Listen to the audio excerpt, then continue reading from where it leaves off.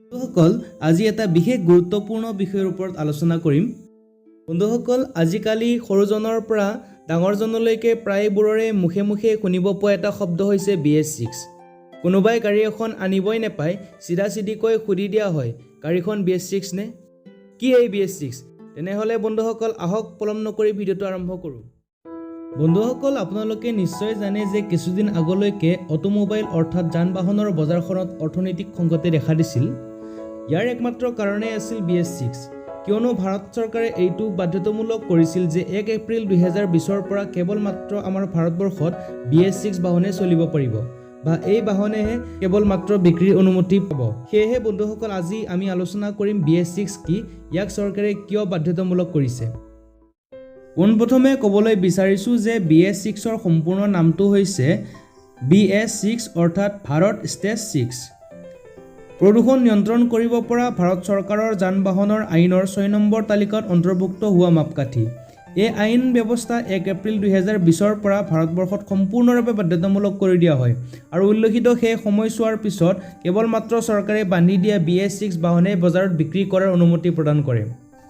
BS অৰ্থাৎ Bharat stage পূৰ্বৰে পৰা চলি অহা এখন আইন, যিখন আইনে পেট্ৰল বা ডিজেলৰ বাহনৰ পৰা বৃদ্ধি হোৱা প্ৰদূষণৰ ওপৰত নজৰ ৰাখে আৰু সেই আইনৰ পুনৰ সংশোধনীৰ নতুন নামাকৰণেই হৈছে BS6। বন্ধুসকল চৰকাৰে BS4 আইনখন পূৰ্বৰে পৰা থকাৰ স্বত্তেও BS6 আইনখন প্ৰয়োগ কৰিবলগীয়া হ'ল কিয়?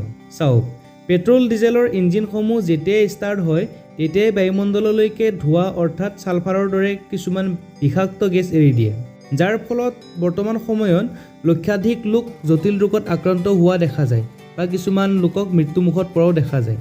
এই প্ৰদূষণৰ হাৰ নিয়ন্ত্ৰণ কৰাটো বৰ্তমান প্ৰযুক্তিত একেবাৰে সম্ভৱ হৈ উঠিছে।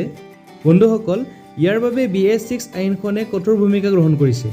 যদি এখন বাহনে 1 কিলোমিটাৰ গতি কৰিলে নিম্নতম প্ৰদূষণ হ'ব লাগে 1%, তেতিয়াহ'লে বাহনখনে 1%তকৈ বেছি প্ৰদূষণ কৰিলে বাহনখনক প্ৰতিবন্ধক লগোৱা হয়। বন্ধুসকল BS4ৰ সময়ছোৱাত বাহনসমূহৰ পৰা নিৰ্গত হোৱা ছালফাৰৰ পৰিমাণ প্ৰায় 50 ppm অৰ্থাৎ পাৰ্টছ পাৰ মিলিয়ন, মানে আমাৰ বায়ুমণ্ডলত নিহিত হৈ থকা 1 লিটাৰ পানীৰ প্ৰায় দুগুণৰ সমান। বন্ধুসকল এবাৰ ভাবি চাওক কিমান ভয় লগা। কিন্তু BS6 অহাৰ পিছত ছালফাৰ নিৰ্গত হয় কেৱল মাত্ৰ 10 ppm। সদশেষত সকলোলৈকে এটাই অনুৰোধ জনাম, যত সম্ভৱ যান বাহনৰ অনাহকত ব্যৱহাৰ নকৰিব, খোজ কাঢ়ক, চাইকেল চলাওক, যিহেতু স্বাস্থ্যই অমূল্য সম্পদ। সুস্থ হৈ থাকক, সুখী হৈ থাকক। যদি ভিডিঅ'টো ভাল লাগিল লাইক কৰিব, শ্বেয়াৰ কৰিব আৰু কমেণ্ট কৰিব আৰু নতুন নতুন আপডেট পাই থাকিবলৈ মোৰ চেনেলটো ছাবস্ক্ৰাইব কৰিব। ধন্যবাদ।